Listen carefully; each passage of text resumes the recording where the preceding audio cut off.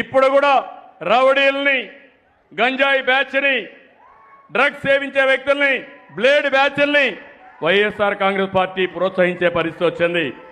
ఇక్కడుండే మీరు గుర్తుపెట్టుకోవాలి, 2 ఏళ్లలో ఎక్కడా లా అండ్ ఆర్డర్ ప్రాబ్లం లేదు. అదే వీళ్ళు అధికారంలో ఉంటే శ్రీరాముడి తల తొలగించారు, అంతర్వేదిలో రథాన్ని దగ్ధం చేశారు, దుర్గమ్మ గుడిలో వెండి సింహాల్ని మాయం చేశారు. ఒక్కదానిపైన కూడా చర్య లేదు. నిన్నే ఆదోని శివాలయంలో ఒక యువకుడు ఏకంగా అక్కడ పెట్టే దీపం, ఆ దీపంలో పోయి సిగరెట్ వెలిగించుకునే ధైర్యం చేశాడు.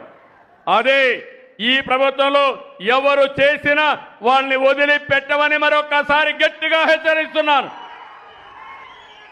ఇంకొక పక్క దేవాలయాలన్నీ అపవిత్రం చేశారు. ఏకంగా తిరుమల లడ్డునే కల్తీ చేశారు. నెయ్యి కల్తీ నెయ్యి కొనే పరిస్థితికి వచ్చారు. ఎప్పుడైనా సరే మత విద్వేషాలు రెచ్చగొట్టడం, మనోభావాలు దెబ్బతీయడం మంచి పద్ధతి కాదు. ఇలాంటి ఘోరాలు చాలా జరిగాయి. అలాంటి ఘోరాలు జరిగితే ఈరోజు మనం అన్ని కూడా ప్రక్షాళన చేశాం. ఇప్పుడు సోషల్ మీడియాలో కొంతమంది పెట్టుకున్నారు. నేను చూశాను, ఎప్పుడు నాకు ఇలాంటి వాళ్ళతో ఎప్పుడు చూడలేదు. నేను ఒకటే చెప్తున్నా, ఎక్కడైనా సరే మారుమూల ప్రాంతంలో సరే రౌడీ అనేవాడు ఉంటే మా ఆడబిడ్డల జోలుకొస్తే అదే చివరి రోజుగా ఉండాలి.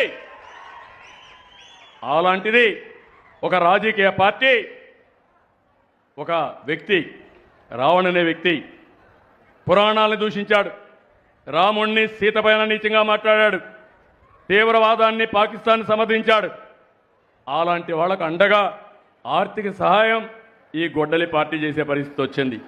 ఎంత బరిదిగింపు అని అడుగుతున్నా, ఇది న్యాయమని అడుగుతున్నాను. మీకు ఇవన్నీ నేను చెప్పాలి, మీలో కూడా చైతన్యం రావాలి, మీ ఆలోచన విధానంలో మార్పు రావాలి. మీరు ఒక్కసారి గుర్తుపెట్టుకోవాలి, మన పక్కనే నంద్యాల, పక్కన పులివెందల 2019 గుర్తుపెట్టుకోవాలి. నేనే ముఖ్యమంత్రిని.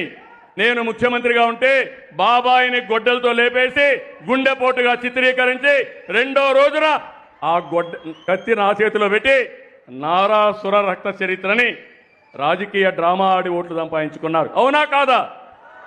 ఇది న్యాయమాని మిమ్మల్ని అడుగుతున్నా. ఒక ముఖ్యమంత్రి పైన ఇలాంటివి చేస్తే, అబండాలు వేస్తే మీరు ఒక లెక్క అని మిమ్మల్ని అడుగుతున్నా. ఈ విషయాలు కూడా మీరు గుర్తుపెట్టుకోవాలి.